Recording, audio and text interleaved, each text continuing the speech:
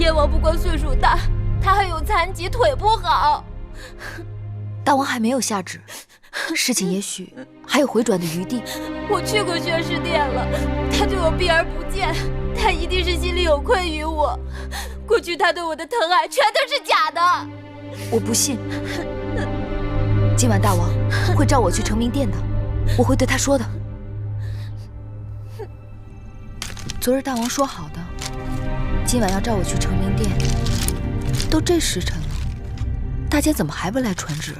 啊，我已经让香儿去打听了，一会儿便知究竟。夫人，哎，木心怎么说？木心说，大王半黑就去交房殿了。我知道了，你下去吧。是。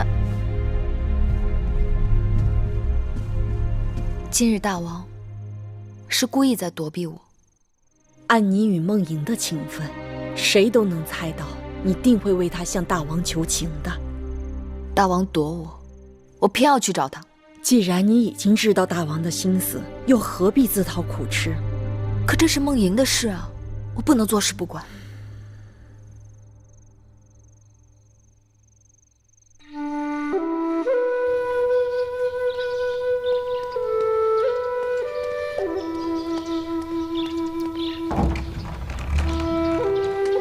大姐，八字，回去吧。大王正在殿内议事，不能见你。还请大监行个方便。你若能进得去，我怎会拦你？我可以等。大王此刻不想见你，过会儿也不会见你。我真的有要事，必须要见大王。哎，八字，大监，使不得。大王，大王，寡人听说你一直忙于整理王后从楚国带来的陪嫁书简，今日怎这样得闲？望大王恕罪，为大公主的婚事，芈月是不得已而为之。大公主的婚事已交由王后操办，用不着你越俎代庖。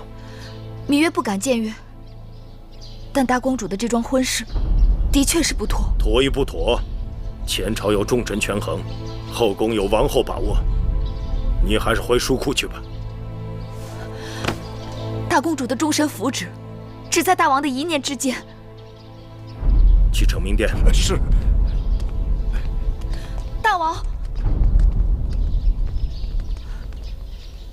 荡儿，笑一个。呦呦，荡儿，抓抓啊！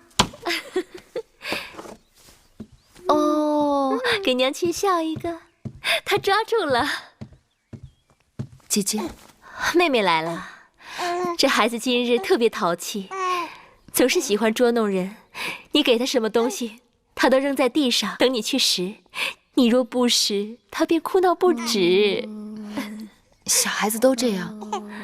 哪里一样？上个月樊长史的孩儿公子通满周岁，那公子通比荡儿就大7个月，却是异常安静的孩儿。我看他身子瘦弱，怕是樊长史上次滚下台阶，害得他先天不足。哎，那次你怎么没去啊？樊长史说他也差人请了你。姐姐，妹妹来姐姐这里是有件事情想要求你。姑姑，带荡儿下去吧。是。抱下去吧。是。别以为我愚笨，你一走进交房殿，我就猜出了你的来意。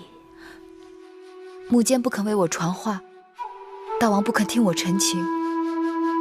大公主这几日水米不进，我怕她会……有空，我自会去看望大公主的。姐姐能去看她，那是再好不过了。但姐姐毕竟是她的母后，总不能放手让她跳入火坑吧？梦莹的婚事由大王一人做主，梦莹违背父命，已经让大王恼火得很。我若再去劝说，只能是火上浇油。可这事怎么能了呢？走到哪儿，了到哪儿吧。姐姐有了当儿，比我更知晓，凡事要为儿女的前程打算。列国自有年貌相当的诸侯和太子，大公主为什么偏偏要嫁给燕王那个老朽？那个燕王还是个瘸子。若是轮到你我，也是打死不嫁的。上次召集后宫嫔妃，商议梦莹出嫁之事，你当众顶撞我，我不与你计较，是因为我知道你是性情中人，但大王的脾气，你也是知道的，只怕比你还执拗。我已经有了上次的教训，凡是大王拿定主意的事，硬要去碰，只有突破血流。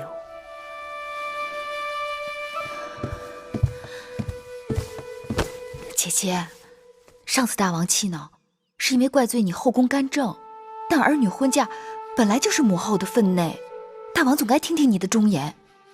姐姐，梦莹可怜，女儿家一生好坏只有一次，若遇人不淑，终身悔恨。当初姐姐一心想嫁给大王，不就是想图个好姻缘吗？姐姐，你是知道我的，我但凡有一点点办法，都不会来这里来麻烦姐姐。好啦，真是磨人。我并非铁石心肠，但你我都知道，此事是无中求有。如若机会得当，我会去试试的。姐姐这是答应了要为大公主求情，还不是因为你纠缠。有话在先，试得成试不成，都别怪我。我先替大公主谢过姐姐了。那我就先走了。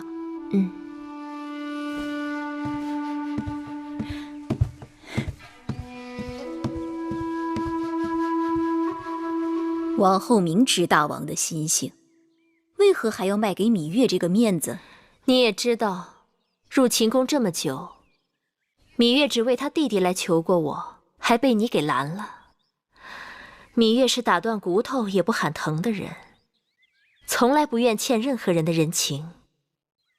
况且这次还是为了别人的事，我若有机会让他觉得欠了我的，有何不好？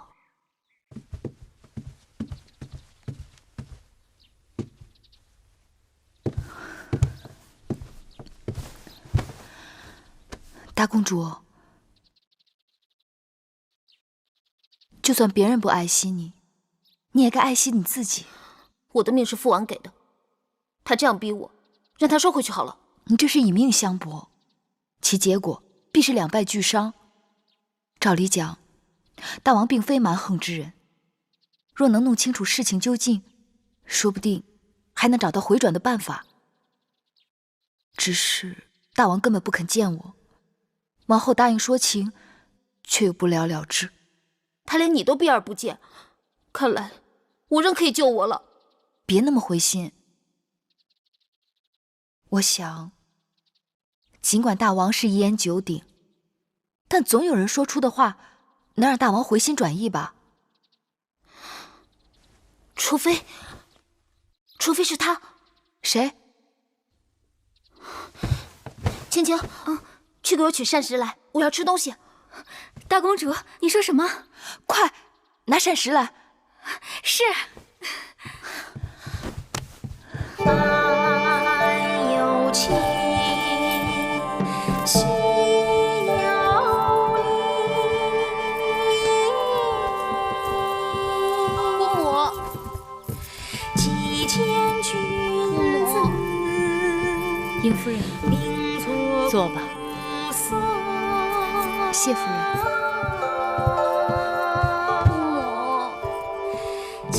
来了就愁眉苦脸的，多扫兴。姑母这里歌舞升平，您可知道梦莹心里有多苦？花开花落就在眨眼之间，人生愁苦却是无穷无边。你若耽搁在愁苦之中，误了花期，多不值得。姑母，该来的总会来，一会儿再说也无妨。来，还是先喝杯酒吧。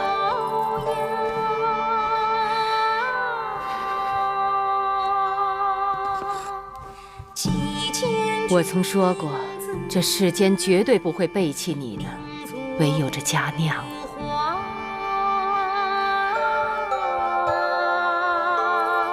芈月，你知道这首歌唱的是什么吗？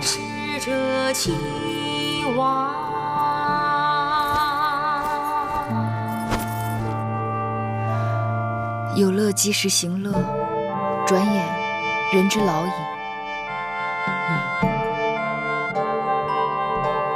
梦莹啊，你随我来。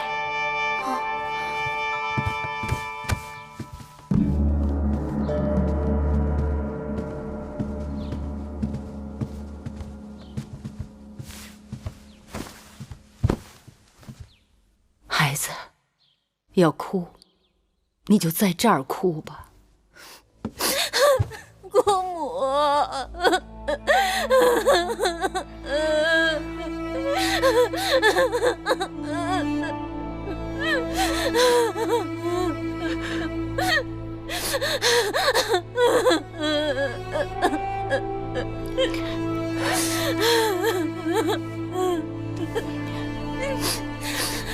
孩子，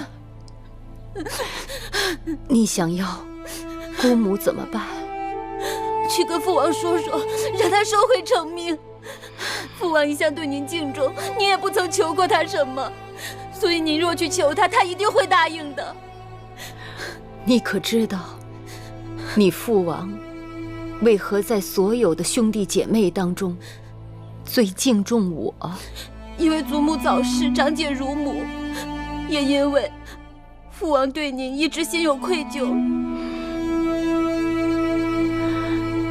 是啊，当初你祖父秦先王孝公也十分珍爱我，但是为了与魏国修好，他毫不犹豫地把我嫁给了我并不中意的魏王。后来秦魏河西之战，姑母按照你父王的请求，把魏国所有的意图和兵马调动的策略全部传递给了秦国。秦国因而大胜，而我却终身背负着背叛君王、出卖夫君的罪名。按律，我本应被枭首，是你父王用魏国战败赔偿的5座城池换回了我的性命。梦莹啊，你要记住，君王就是君王，尽管他们有时候也会柔肠百转，但是放在江山社稷面前，他们连一刹那的迟疑都不曾有过。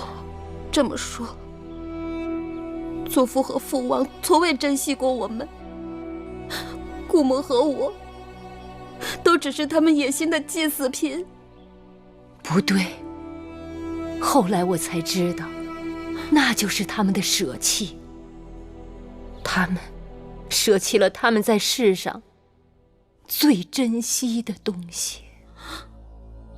我如今才知道，父王对我从未真心过，全然不顾我是他的亲生骨肉。他的真心不是你要的真心，他宠你正是因为你是他的亲生骨肉，他逼你出嫁也是因为你是他的亲生骨肉。我不情愿，我不情愿，姑母。生在王室之家，这就是你的命。除非你不做大王的女儿，不做大秦的公主。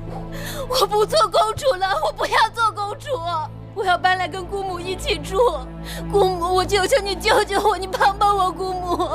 我不要嫁，姑母，我求求你，你帮帮我，姑母，我不要嫁，姑母，我求求你。傻孩子，眼下我这一切也都是你父王赐给的。从你一生下来，你就不懂得什么叫一无所有。当年我离开魏国，秦国是我的退路，我还可以寄居在此。而你眼下却是退无可退。我若劝你退，就如同劝你从高墙上跳下去。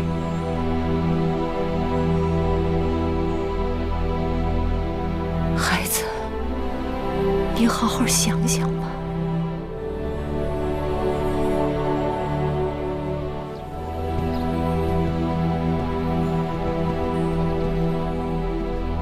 夫人，有话你便问吧。你是大秦最有见识的女子，为何要叫孟莹认命？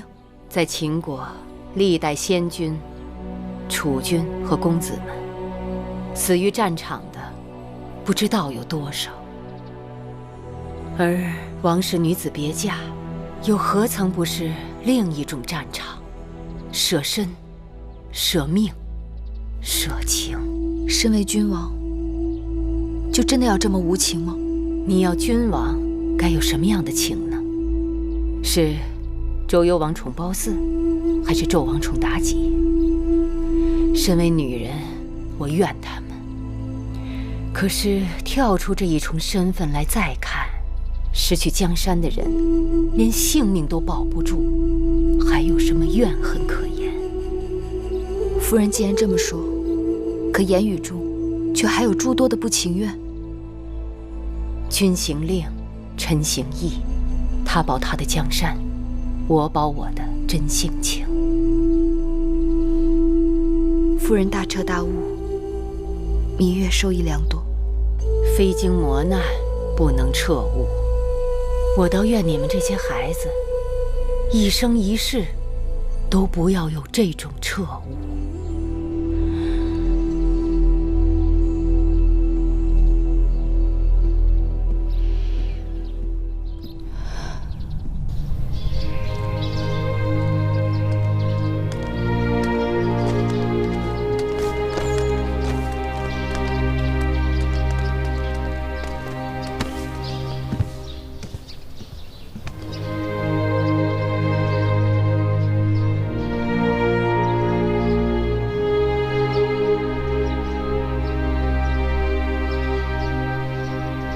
你们要照顾好尹夫人。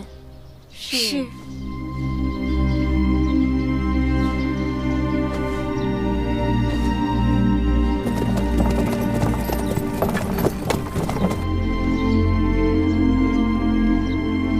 大人，夫人，你来了，怎么也不叫人通报一声啊？我正好路过这里。孟莹他们走了，不过是后宫中有一个伤心人罢了。从一开始就不抱有期望，比抱着期望却落得一场空要好得多。可惜，他还是春梦无痕的年纪。孟莹，我倒是不担心，只要他想明白了，就会跟他的父王一心一意。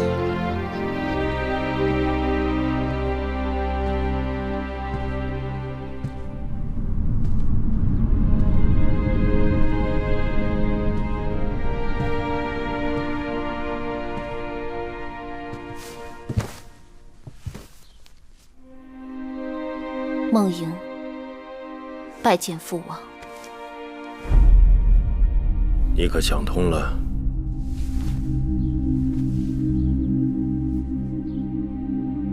是。想通了什么？身为秦国公主，位尊而无功，奉厚而无劳，坐享其成，岂能心安？寡人要你驾驭燕王，你可情愿？嫁与燕王，并不情愿。但若社稷需要，联姻他国，孩儿义无反顾。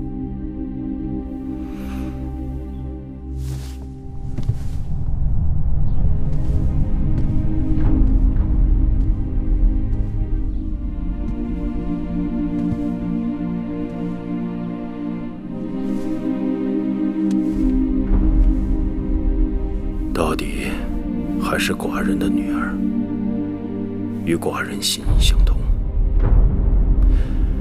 记得寡人第一次上战场的时候，才13岁，双腿发抖，怕得不行，但依然义无反顾。织女莫过父。等你真正面临沙场的时候，你不会懦弱。难的就是决断的那一刻。你到燕国是要把寡人的眼睛、耳朵、手臂带到燕国去。寡人不会让你孤单。你与母国唇齿相依。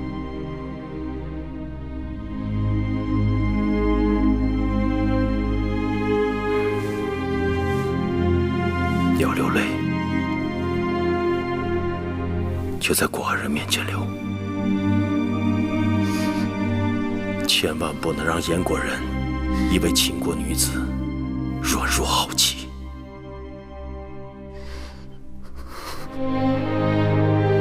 你是父王最为自豪的女儿。到了燕国以后，你要记住，你的背后还有父王，还有秦国。不管出了什么事，尽管派人送信回来。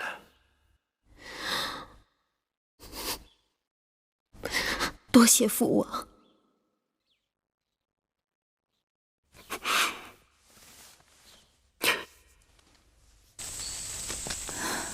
你这一去，不知何日才能相见。我若回不来，你就当我战死沙场了。怎么把话说得这么不吉利？和一个枯朽老头同床共枕，生不如死。这我都想开了。还怕真的死去？别钻牛角尖。福兮祸兮，事有百变。你若不能回来，我想办法去看你。我一个人在那儿就够了。你要自己好好保重。这秦宫里刀伤剑雨，无益于燕国。你能平安，我虽隔万里也会宽心。那日我带你去见姑母，是觉得你们性情肯定投合。我走后，将来有些事情，她或许可以帮你。此外，我特地向父王讨了让你出宫便礼的令符，你好好收着。有了它，以后你会容易周旋许多。你自己挚爱重重，却还为我着想。以后，我也为你做不了什么了。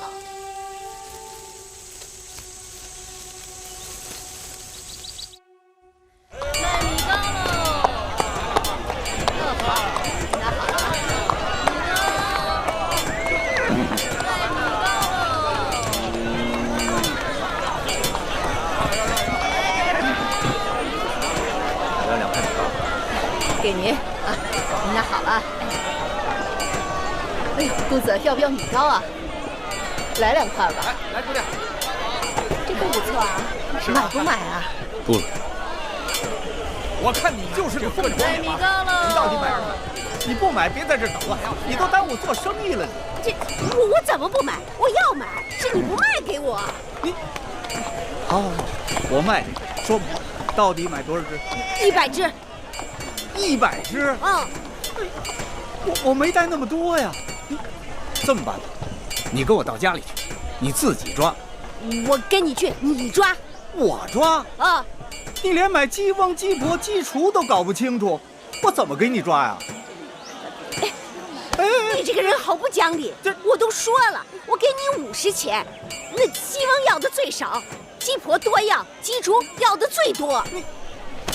我看你就是个疯婆娘！不是，让大家评评这个理啊！我这鸡怎么卖啊？这位大伯，你的鸡到底是何价？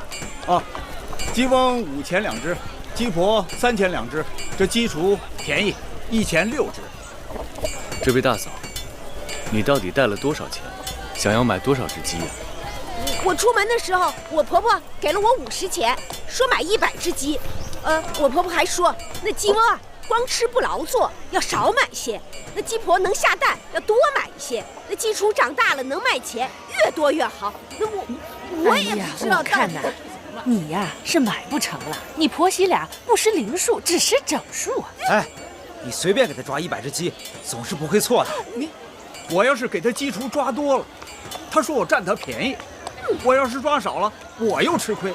这生意啊，咱还是甭做了，您请吧。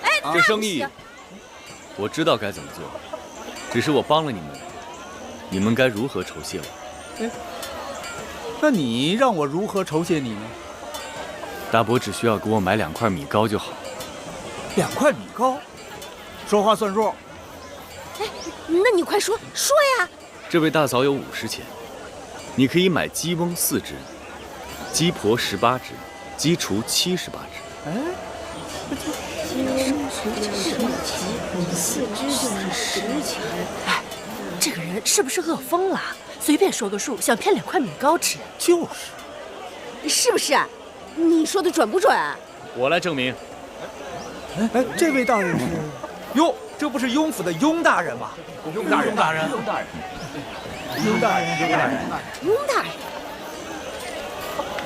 我可以证明这位公子算得没错。雍大人，那既然雍大人都说没错，一定没错了。给50钱，你把鸡送到我家里去。您先别急啊，我给这位公子买米糕去，买米糕去啊！行了，走。请问公子尊姓大名？在下黄倩。在下雍瑞，有意请公子去府中小坐，不知可否？那恭敬不如从命，请。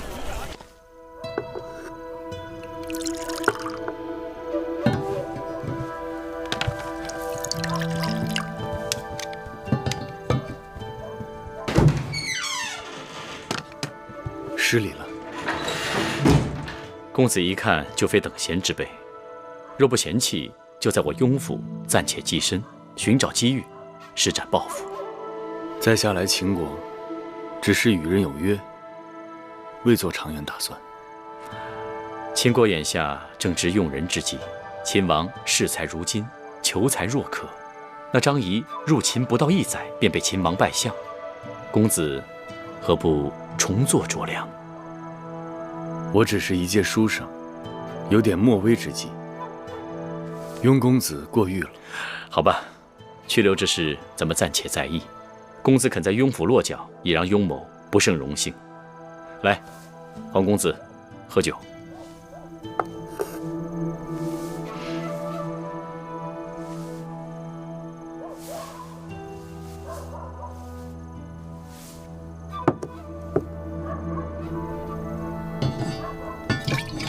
有一事，我想向先生讨教。公子但说无妨。几年前，秦王迎娶楚国公主，听说迎亲的车马在武关附近被一群人劫持，后来又如何了？那日，一群人袭击王后的车马，幸亏王后的陪嫁应女舍身引开了一群人马，才让王后得以脱险。王后有3个陪嫁应女。不知是哪位应女如此侠肝义胆？她叫芈月，是王后同父异母的妹妹。她被劫持到义渠之后，大王派我和张仪用600车粮食将她赎回。到了秦宫，因她聪颖俊俏，深得大王的宠爱，已被册封为八子。我雍瑞也算是阅人无数，这个女子的确是人中翘楚，不可多得。不可能，她不可能做这种事情。公子此话怎讲？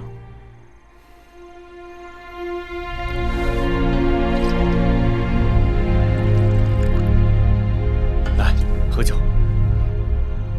来。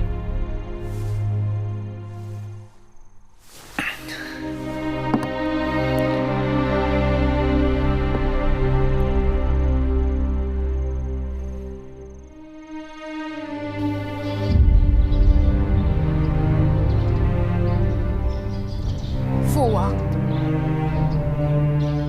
儿臣去了。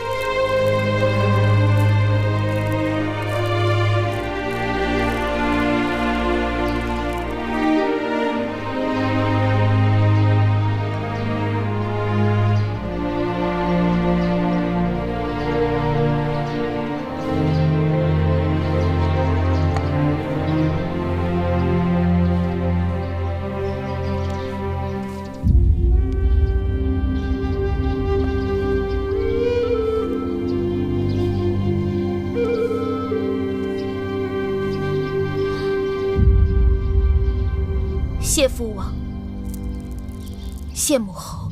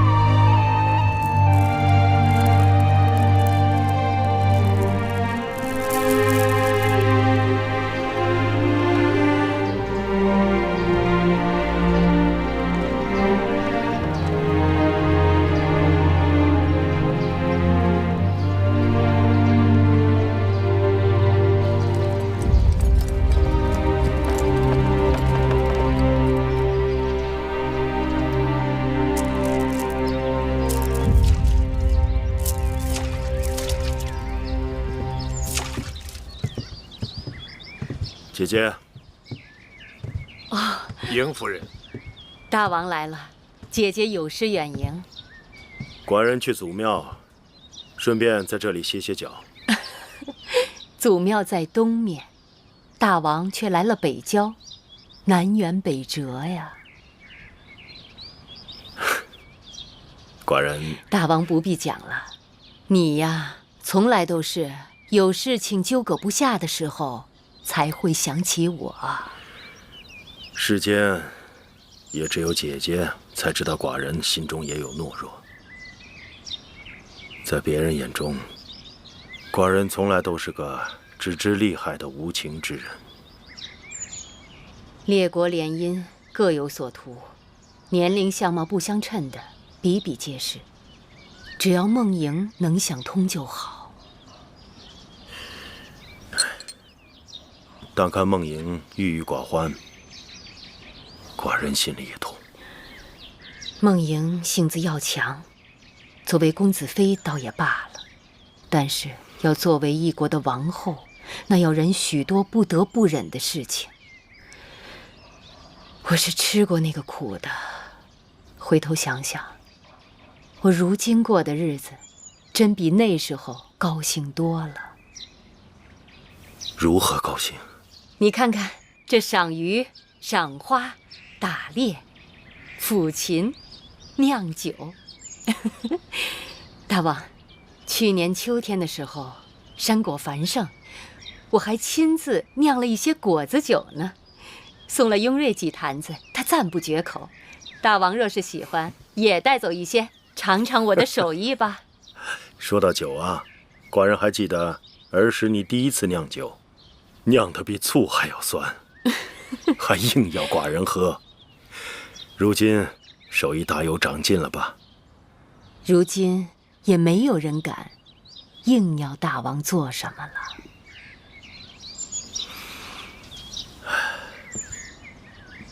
逝者如斯，如今寡人坐拥江山，却更怀念当初的岁月。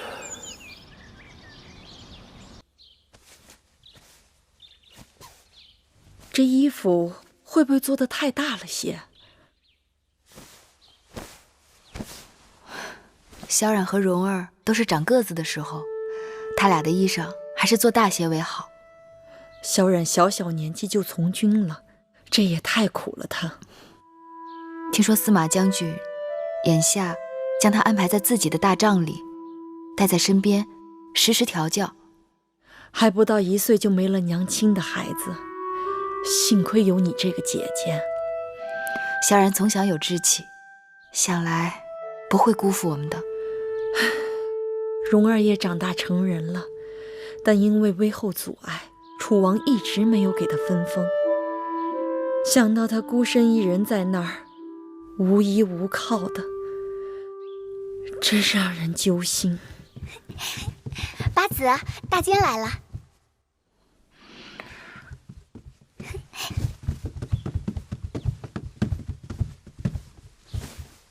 大王口谕，宣芈月今晚承明殿侍寝。是。还不快帮着八子梳洗打扮，接他的撵轿马上就到了。是。八子，老奴告退。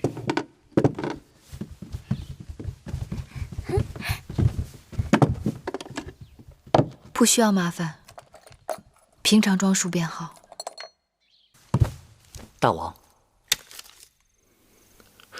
不是这个，寡人要的是昨日寡人看过的那卷琴律。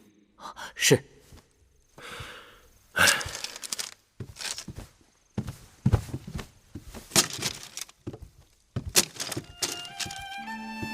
拜见大王。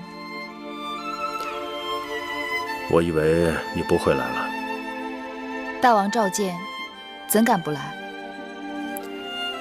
你可以给我一个理由。病痛、不适，女孩子家这些借口随手拈来。大王洞若观火，被拆穿的把戏，岂不没趣？虽然不情愿，可是你还是来了。虽然来了，可还是不情愿。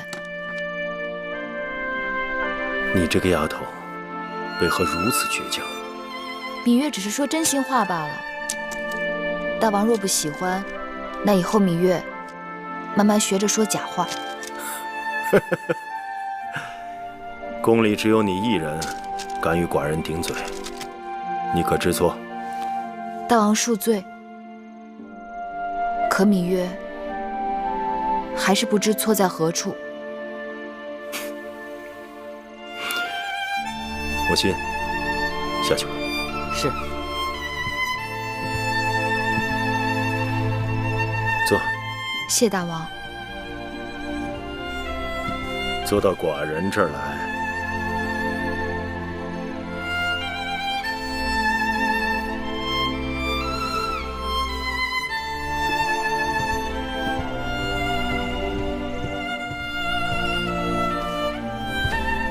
你说，寡人喜欢你吗？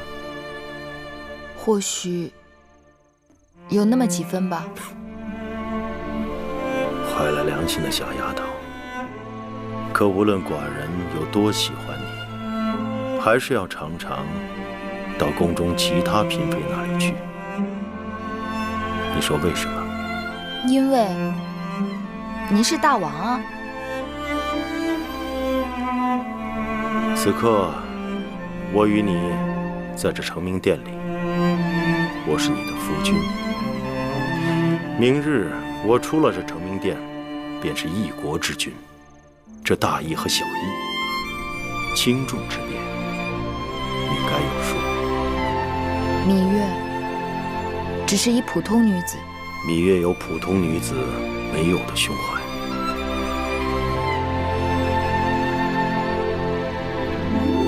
大王是想要芈月学会做宫中女子？寡人不要你做宫中女子中的一个，而是要你在寡人眼中独一无二。行了，别跟寡人赌气了。寡人找你来是有正事，听说整理王后陪嫁的书简之事已快了结，你近来在演练新招来的乐师。芈月只是不想让光阴荒废了，再者，也可以让楚国带来的编钟和其他乐器物尽其用。既然如此，你可愿意每日来给寡人整理书简和奏章？我？寡人要用的书简和奏章浩繁众多，无人分类归档，翻找起来耗时耗力。你可每日免召进入承明殿，为寡人整理书简和奏章，归类收藏。这么说，这里全部的书简和奏章都由我管辖？是。我可以随意翻阅这些文字啊？那是自然的。谢老伯恩典，芈月求之不得。怎么又叫寡人老伯了？芈月更喜欢大王做邻家老伯，不喜欢邻家老伯变成大王。小丫头，你一准知道，你笑起来比哭顶用多了。玉儿不知。精兵利器足以毁掉寡人的社稷。对了，明日是7月初1，寡人想带你去一个地方，不过到时要让木间给你准备一套合适的暖装。明日要去哪儿啊？明日你就知道了。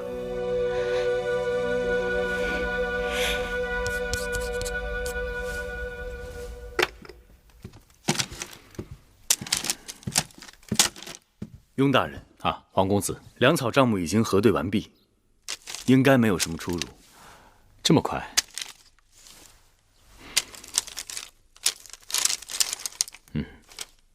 幸亏有你帮忙，不然我一个人忙到手忙脚乱都弄不完。举手之劳而已。一会儿我要去宫中见治粟内史交接账目，午后才回来。进宫？雍大人，能否带上子倩同往？哦，在下听说咸阳宫恢宏无比，想借此机会一开眼界。也好，万一有什么问题，我也好找你核对。不过，你千万要记住，一会儿到了宫中，一定要跟紧我，切勿到处乱走。好。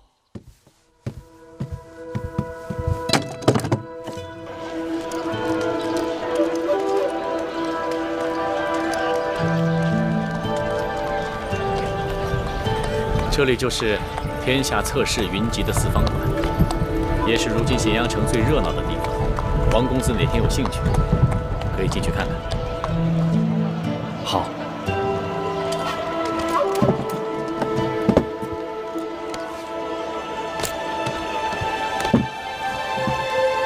这是什么地方？四方馆，寡人知道你一定会喜欢。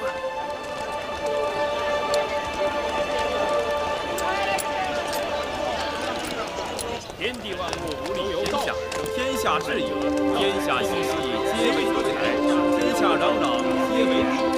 且看大家都讲得这般热闹，但谁又能够牺牲自我？大家是以我师良州大来，使人谋利，无利则化兵平战，有利则洒血断头。儒家也说过，有恒禅者有恒心；法家也说过，人性遂利。所以，无论是儒家还是法家，都应当从我派之言。胡说！人性本无，世间如染缸，入仓则仓，入黄则黄。治国之道，犹不可听乱也。人之异于禽兽者，乃人能互助互援。可听出什么来？减少不平，争取公平而立。各家说各家的理，却都未必能够压倒别人。百家争鸣已数百年，谁能说服谁，谁又能够压倒谁呢？其间相生和相克，为什么还要争呢？五行即为五德，万物与五行对应，各具其德。天道运行，人事变迁，王朝更替，更是五德转移之结果。你们都说得好听，却空言无补。如今诸子百家当中，真正能有所作为的是我们兵家。兵者，国之大事。小丫头，你刚才问我什么？得知众寡强弱。我说，既然如此，为什么还要争呢？克敌制胜。争是为了发出声音来，各种声音意味着推陈出新和长进。原来这世间只有周礼一种声音，四方陈迹。我大秦在俗人眼中，也不过是为木马的边鄙野人。周天子的威望倒塌，才有了列国和我大秦的崛起，有了各方人才的投奔，有了这四方馆中百家争鸣，激荡文字，人才辈出。可臣妾昨日在大王的成名殿里翻阅商君书，商君斥其他学说为贼，大秦用的可是商君之法。在我看，任何一种学说都在尽力排斥他人，但总有聪明的学人在不断吸取他家之长，丰富自己。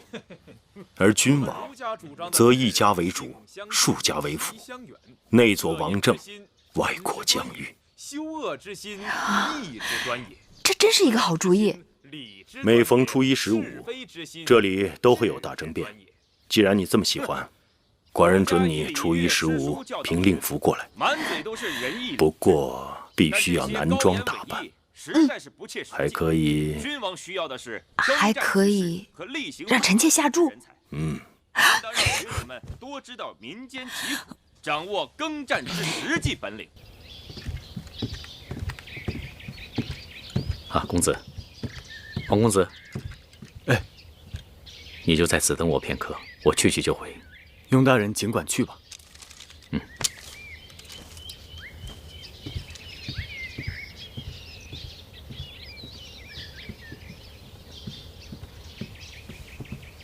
敢问，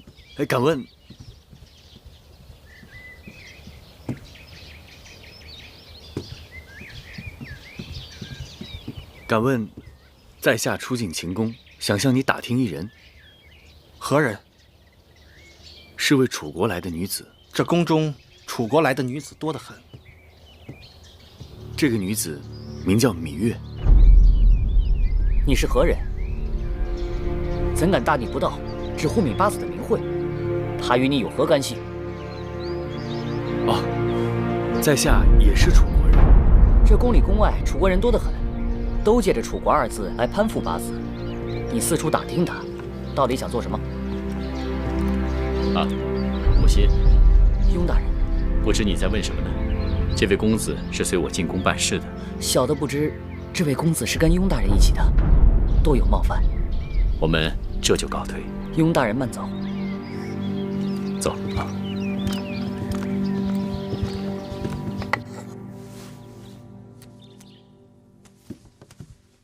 王后，楚国那边刚送来的书信。王兄和母后好久没来书信了。是啊。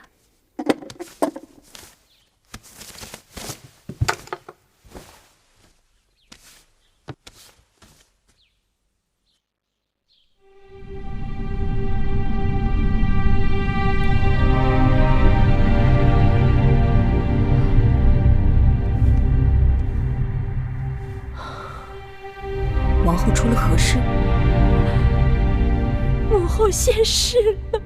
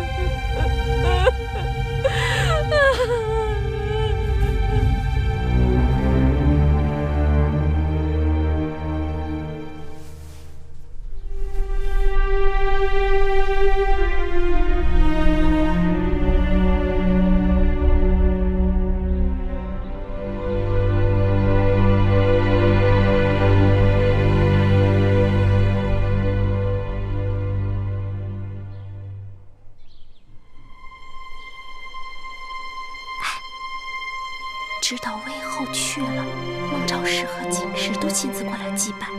可直到此刻，那个芈月不仅没有露面，连声问候都没有。今日我还曾特地去会院通报魏后故去的消息。仙儿慧儿好歹还说了声请王后节哀顺变的话，可那芈月就坐在屋子里，竟然连眼皮也不眨一下。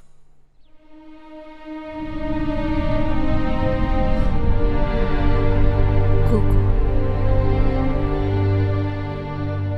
你说在我出嫁前，母后日日守着这些陪嫁裙的，看了不下数十遍。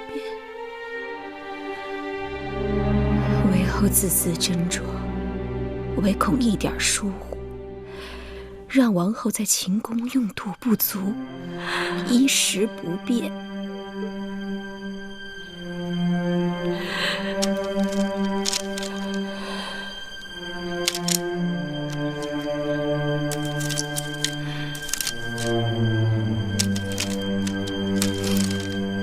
这清单上全是母后的心血，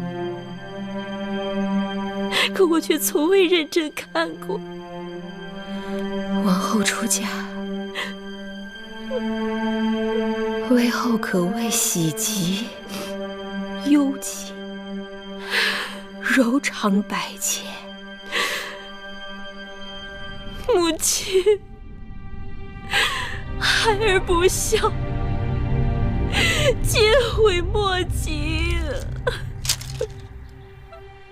王后不必自责，魏后指望的就是王后在秦宫根深叶茂，成就子孙帝王万世之业。戴瑁受魏后恩典与责，定会替魏后照料好王后，活一日便会竭尽全力保王后在秦宫平安。姑姑，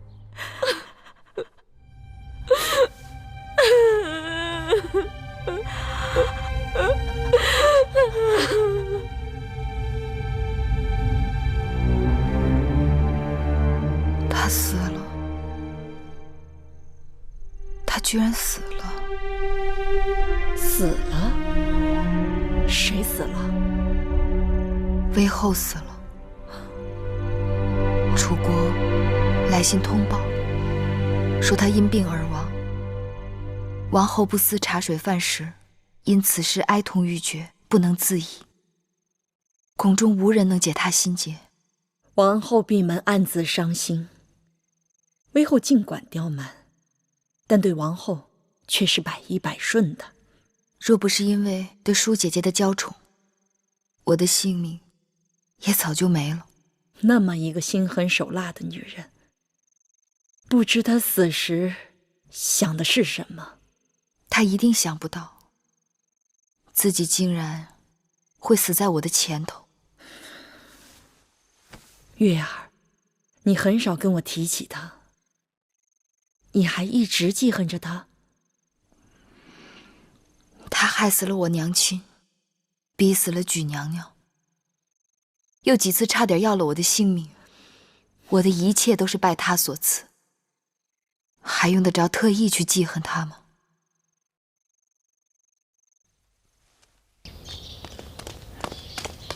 先生，公孙先生，你怎么来了？我今日来也是迫不得已。出什么事了吗？先生是否曾有块符节交给义渠人使用？确有此事。那是在秦王迎娶新王后之前，我借给他们的。当时说好了，用完之后即刻奉还。但是因为事情没有办成，他们却也赖着不还给我。这事情都过去2、3年了，我现在正在想办法与他们交涉。先生不必痴心妄想了。前些日子，我们在义渠国的密探秘密通报，早在半年多前，秦国的雍瑞大夫以重金从义渠王手中买走了那块符节。什么？这怎么可能？如果真是如此的话，秦王为何待我从无异样之处啊？那不过是猫戏老鼠的手段而已。眼下先生随时都可能大祸临头。事不宜迟，魏王已经为先生做好了安排。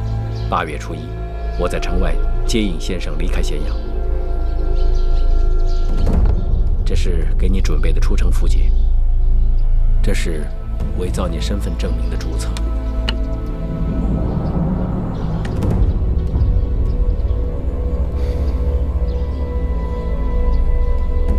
我与秦王毕竟君臣一场，如今见解相异，各奔东西。再见，恐怕就是在战场上了。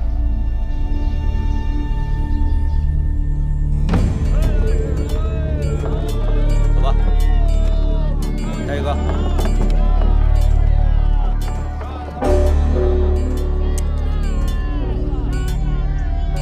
来人，拿下！为何抓我？为何抓我？听说我是个魏国的奸细，说抓人就抓人，有证据吗？这年头抓人要什么证据啊？后边的人愣着干嘛？抓紧时间！下一个。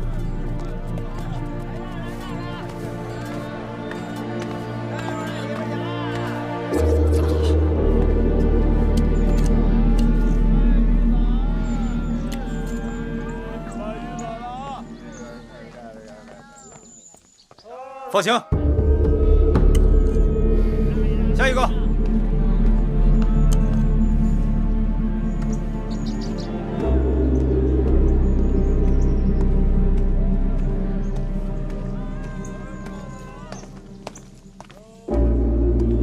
公孙先生，请上车吧。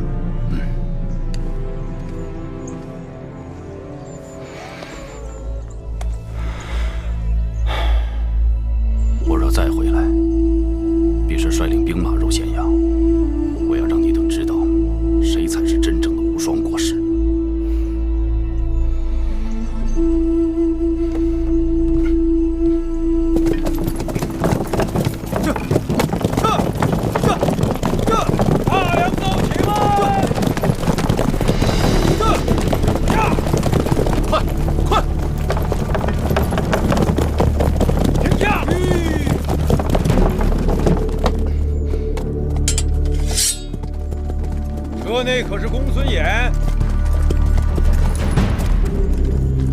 孙衍，请下车吧。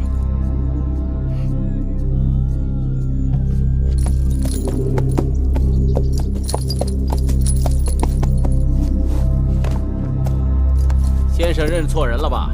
车上只有区区2个商贾，并没有什么公孙衍呐。昨日朝堂共事一军，今日相见，公孙衍为何缩头缩尾，不敢相认啊？下来吧。罢了，罢了。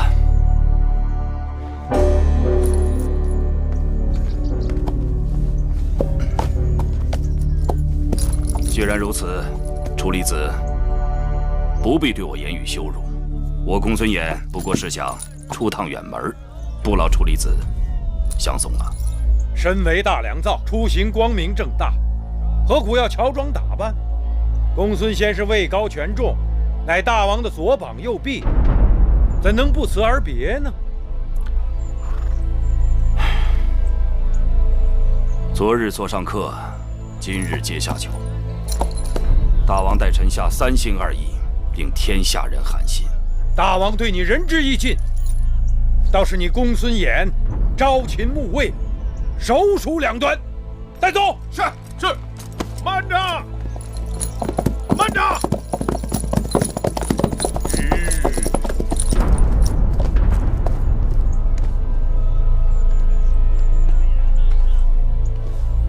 大王口谕。公孙先生曾为秦国社稷立下汗马功劳，听闻即将远行，特赐千金以壮行色。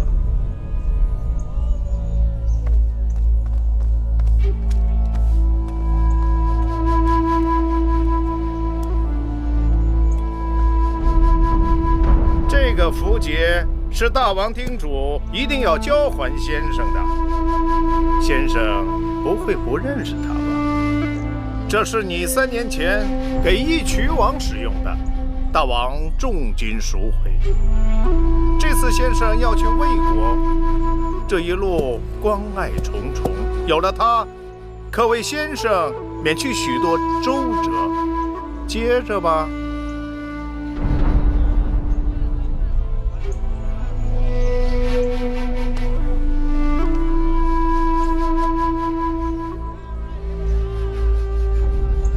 楚离子，放行吧。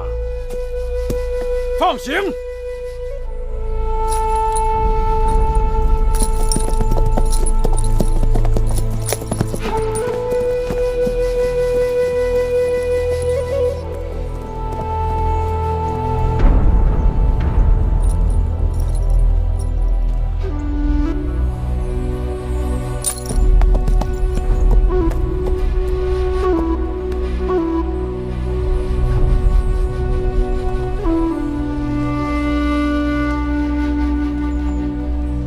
公孙先生，慢走。